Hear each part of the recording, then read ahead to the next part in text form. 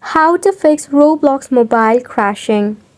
Hey everyone, welcome back to the channel, and let's get right into this tutorial.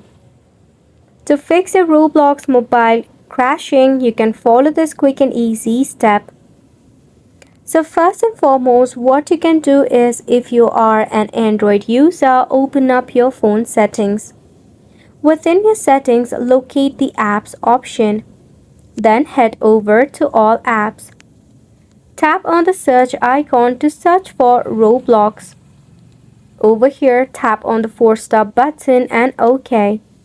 Then head to Storage and Cache and tap on Clear Cache. This will remove any of the bug or the glitch issue that might be causing such crashes. If it does not help, open up your Play Store. Tap on the search bar to search for Roblox. Check if your application is undergoing an update. If it's so, your application will not work.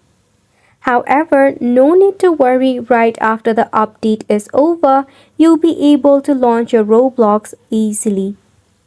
The last resort would be to uninstall the app and reinstall it later.